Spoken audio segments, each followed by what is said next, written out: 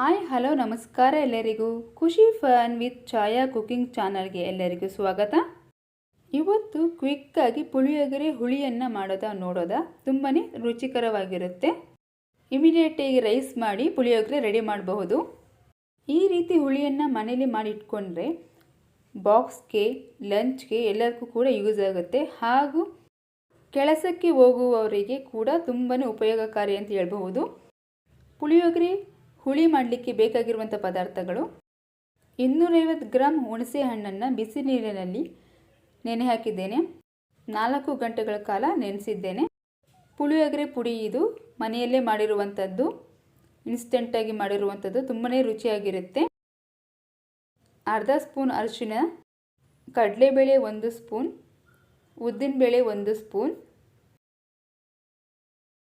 ಒಣಮೆಣಸಿನಕಾಯಿ 4, ಬೆಳ್ಳುಳ್ಳಿ 4, ಇಂಗು ಸ್ವಲ್ಪ, ಅಡುಗೆ ಎಣ್ಣೆ 6 ಟೇಬಲ್ ಸ್ಪೂನ್, ರುಚಿಗೆ ತಕ್ಕಷ್ಟು ಹರಳುಪ್ಪು ತಗೊಂಡಿದ್ದೀನಿ.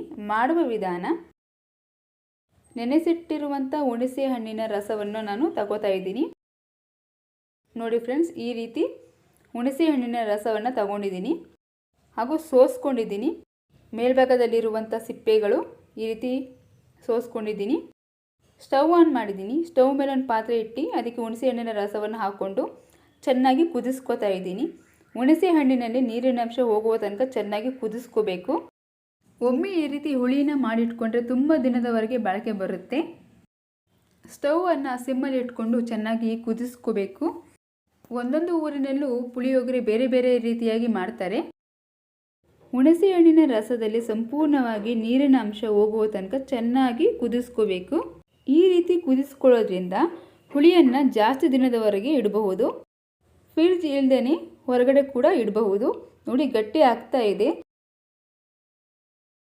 ಹುಣಸೆ ಹಣ್ಣಿನ ರಸ ಗಟ್ಟಿ ಆಗ್ತಾ ಇದೆ ಫ್ರೆಂಡ್ಸ್. ನಾವೀಗ ಮನೆಯಲ್ಲಿ ರೆಡಿ ಮಾಡಿಕೊಂಡಿರುವಂತಹ ಪುಳಿಯೋಗರೆ ಪುಡಿಯನ್ನು ನಾವು ಆ್ಯಡ್ ಮಾಡ್ತಾ ಇದ್ದೀನಿ. ಚೆನ್ನಾಗಿ ಮಿಕ್ಸ್ ಮಾಡ್ಕೊಳ್ಳೋಣ. ಮಿಕ್ಸ್ ಮಾಡ್ತಾನೆ ಇರಬೇಕು, ಇಲ್ಲಾಂದರೆ ತಳ ಹತ್ತಿಬಿಡುತ್ತೆ.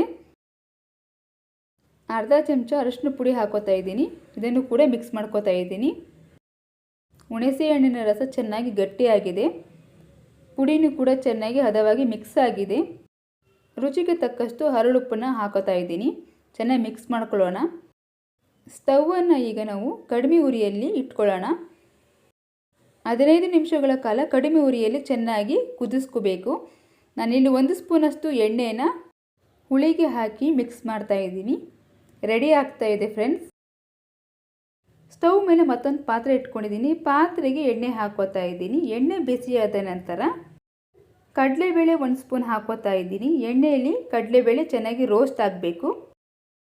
ಹಾಗೆಯೇ ಉದ್ದಿನಬೇಳೆ ಕೂಡ ಹಾಕೋತಾ ಇದ್ದೀನಿ. ಒಣಮೆಣಸಿನಕಾಯಿ, ಬೆಳ್ಳುಳ್ಳಿ ಕೂಡ ಹಾಕ್ಕೊಂಡು ಚೆನ್ನಾಗಿ ಫ್ರೈ ಮಾಡ್ಕೋತಾ ಇದ್ದೀನಿ. ಕಡಲೆಕಾಯಿ ಬೀಜನೂ ಕೂಡ ಹಾಕ್ಕೊಂಡು ಹುರ್ಕೊಳ್ಳೋಣ. ಸ್ವಲ್ಪ ಇಂಗು ಕೂಡ ಹಾಕ್ಕೊಳ್ಳೋಣ.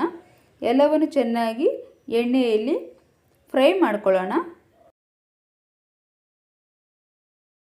ಕಡಲೆಬೇಳೆ, ಉದ್ದಿನಬೇಳೆ, ಕಡಲೆಕಾಯಿ ಬೀಜ ಚೆನ್ನಾಗಿ ಎಣ್ಣೆಯಲ್ಲಿ ರೋಸ್ಟ್ ಆಗಿದೆ. ಇದು ರೆಡಿಯಾಗಿದೆ. ಈಗ ರೈಸ್ಗೆ ನಾವು ಮಿಕ್ಸ್ ಮಾಡ್ಕೊಳ್ಳೋಣ. ಹುಳಿನೂ ಕೂಡ ರೆಡಿಯಾಗಿದೆ. ನಾನಿಲ್ಲಿ ರೈಸ್ಗೆ ಹುಳಿ ಮಿಕ್ಸ್ ಮಾಡ್ತಾ ಇದ್ದೀನಿ. ಹಾಗೆಯೇ ಹುರಿದಿಟ್ಟುಕೊಂಡಿರುವಂಥ ಕಡಲೆಬೇಳೆ, ಉದ್ದಿನಬೇಳೆ ಕೂಡ ಹಾಕೋತಾ ಇದ್ದೀನಿ. ಎಲ್ಲವನ್ನು ಚೆನ್ನಾಗಿ ಮಿಕ್ಸ್ ಮಾಡ್ಕೊಳ್ಳೋಣ. ಈ ರೀತಿ ಮಾಡೋದ್ರಿಂದ ಕಡಲೆಬೇಳೆ, ಉದ್ದಿನಬೇಳೆ ತುಂಬಾ ಕ್ರಿಸ್ಪಿಯಾಗಿರುತ್ತೆ ಹಾಗೂ ಫ್ರೆಶ್ ಆಗಿ ಕೂಡ ಇರುತ್ತೆ. ತಿನ್ನಲಿಕ್ಕೆ ತುಂಬಾ ಚೆನ್ನಾಗಿರುತ್ತೆ. ಹುಳಿಯಲ್ಲಿ ಮಿಕ್ಸ್ ಆದರೆ ಪುಳಿಯೋಗರೆಯ ಹುಳಿ ಕಡಲೆಕಾಯಿ ಬೀಜಕ್ಕೆಲ್ಲ ಹಿಡಿದು ಬಿಡುತ್ತೆ, ಚೆನ್ನಾಗಿರೋದಿಲ್ಲ. ನೋಡಿ ಫ್ರೆಂಡ್ಸ್, ಸೂಪರ್ ಆಗಿರುವಂತಹ ಹಾಗೂ ಕ್ವಿಕ್ಕಾಗಿ ಮಾಡುವಂತಹ ಪುಳಿಯೋಗರೆ ಗೊಜ್ಜು ರೆಡಿಯಾಗಿದೆ ಫ್ರೆಂಡ್ಸ್. ಹಾಗೂ ಪುಳಿಯೋಗರೆ ಕೂಡ ರೆಡಿಯಾಗಿದೆ. ಒಮ್ಮೆ ಈ ರೆಸಿಪಿನ ಟ್ರೈ ಮಾಡಿ ನೋಡಿ. ಇಷ್ಟ ಆದರೆ ಲೈಕ್ ಮಾಡಿ, ಶೇರ್ ಮಾಡಿ. ಹೆಚ್ಚಿನ ರುಚಿಕರವಾದ ಅಡುಗೆಗಳಿಗಾಗಿ Khushi fun with Chhaya cooking ಚಾನಲನ್ನು ಸಬ್ಸ್ಕ್ರೈಬ್ ಮಾಡಿ. Thank you for watching friends.